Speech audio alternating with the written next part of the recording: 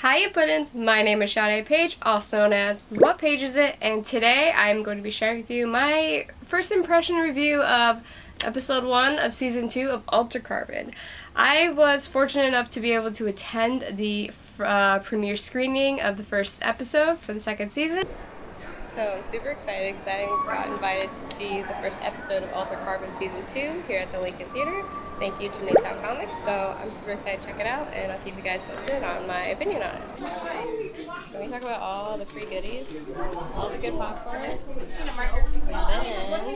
Sorry, no, just your ticket. I got one already, just vlogging.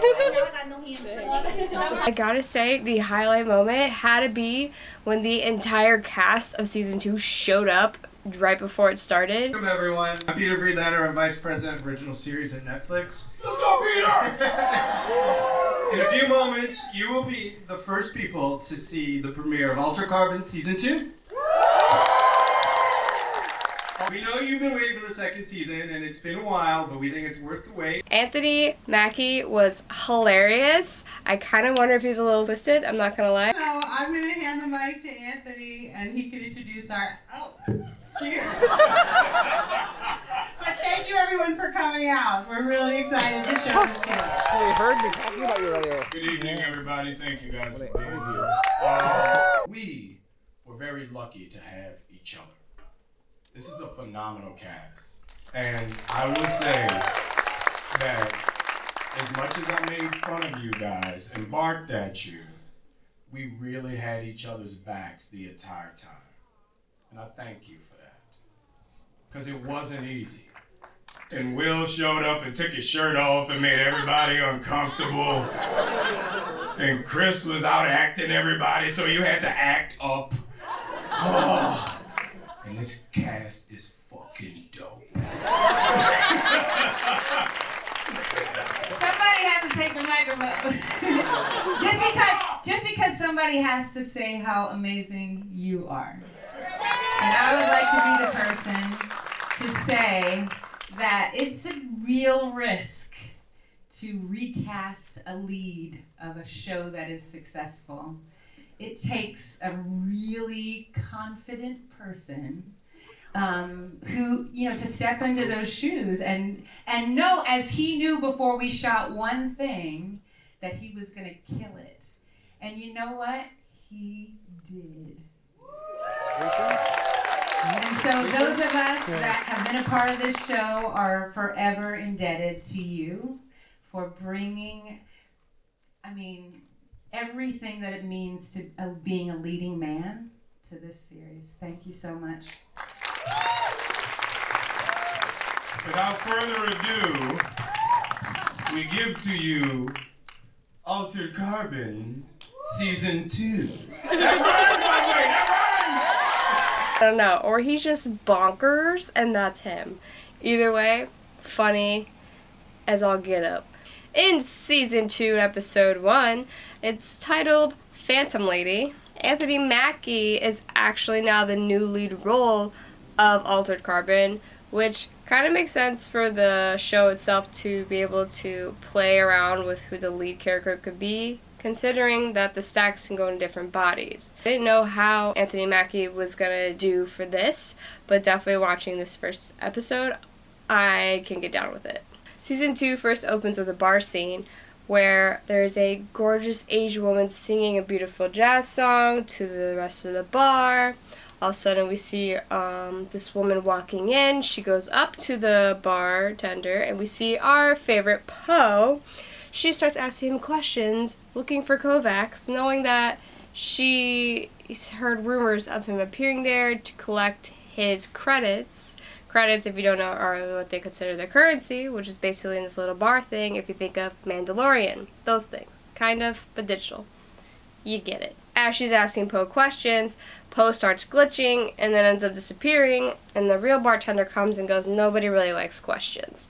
All of a sudden, this random guy shows up with a briefcase and yells, "Where's Kovac?" Kovac. I'll get it right. Don't at me. As the entire bar is disrupted from this man with the briefcase, opening the briefcase saying, "Come get your credits," knowing that Everyone's wearing sleeves and nobody knows what Kovac looks like. One at a time, different men come up and claim themselves as being Kovac, wanting his money. And the guy's like, thought this would happen, dips out, whole bar fight happens. Guns are going off, knives are being drawn, lots of blood happening. Love the action opening sequence. But then once a bullet actually ricochets off the microphone of the jazz singer, she scurries off the scene. And the guy that brought in the briefcase runs out and is cornered by the jazz singer with a gun to his face, saying, "I want my money." Who is this, you might ask? Kovac! Super excited. It's kind of funny seeing him be a woman, because, you know, within the last season, all he was a man. So it's kind of funny to see the difference with the sleeves.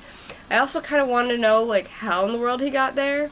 As they're both debating on how Kovac can get the rest of his money, the guy offers him one thing of credits, and Kovac then complains how that's only half of what he's owed and he can't get off the planet without the full amount. All of a sudden, the man is shot in the head, and as he falls down, it reveals the first woman who was asking about where his location was. Turns out she's a bounty hunter hired by another meth to get him to be that person's bodyguard because he's scared of something that we don't know about yet. When Kovac declines her offer to be a bodyguard, he, you know what I mean, gets shot in the chest and goes down and wakes up in a virtual reality room, which is where his stack mind is while he's talking to the new meth guy. The man offers Kovac intel on where Kel is, because he tells him that she's actually alive and on the same planet as them. This entices Kovac because he is obviously madly in love with her, or is he obsessed with her at this point in the game, if it's been 200 plus more years. To help entice him to take this deal, he offers him this military-grade body, which has many different features, including the calling of the weapons to his body, the mags hands, there we go. Kovac agrees, but is very adamant on making sure there is a mirror in the room where he wakes up. As Kovac wakes up, he realizes he's still underwater in the incubator container hub thing, and he has to literally punch his way out, and as he punches out, he looks around and realizes he's surrounded by a bunch of dead bodies. Unsure as to what's going on, he runs straight for the mirror to see if he's actually in the body he was promised. As he's still trying to as his mind is still registering as to who he is versus who he looked like, they have the glitch feature of where he sees himself as the beautiful Asian woman, and then as it's trying to glitch to his now Anthony Mackie body, you see a hand come from behind him and smash him into the mirror. Disoriented, he's not sure as to what's going on until one of the broken pieces of mirror is stabbed into his chest, and he's in agonizing pain, falls to the ground, rips it out of his chest, and I mean, it was like this much, guys, that was in there, that was really gross. Rips that out of his chest, looks into the reflection of that shard to still see if he's in that body he was promised, and after the few glitchiness, finally realizes he's in his promised body. He then gets dressed, runs out into the room, and sees there's more dead bodies of way more rich people hanging around. So then he sees the meth that promised him the body and where Kel is, and he's on his basically dying bed, or should I say dying floor, as he runs up to him trying to get the info as to where Kel is. Starts having these like black veins coming out into his face that all suddenly cause him to die. Kovac is now screwed because A, it looks like he's the one that killed everybody. B, he doesn't know where Kel is. C, he's figuring out that he's on Earth he doesn't want to be on anymore. Kovac and Poe make their way to the Raven Hotel, where we first meet Poe from Season 1, and it's basically abandoned and it's supposed to look abandoned. But as they walk in, turns out it's a little bit of it looks like a meth lab, or just like a drug lab in general. There's these bunch of guys that tatted up, looking a little bit fine. You know, the bad boy kind. Ooh, that rhymed! Oh, I'm good. So, I'm crazy. Kovac goes in claiming he's this person's grandfather's name, unknowing that this kid is the grandson. After dealing with these drug dealers, he's then captured and taken in to meet, now I'm going to butcher this name, so bear with me, Tanasida Hideki. He's actually the man that Kovac never gave up. in a very brutal interrogation. Made the grandson look like a tool bag.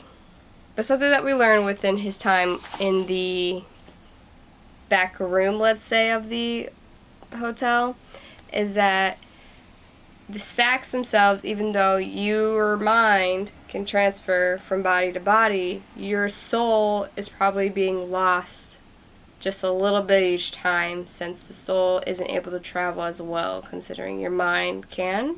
So you basically lose a part of yourself each time, which changes you completely, meaning you aren't necessarily the same person you used to be. Which is what he's trying to tell Kovacs, is that Kel might not be the same woman that he used to love. And this season, Kovacs seems to be, instead of an angry brute, he seems to be more all up in his feelings and is very distraught about not knowing where Kel is.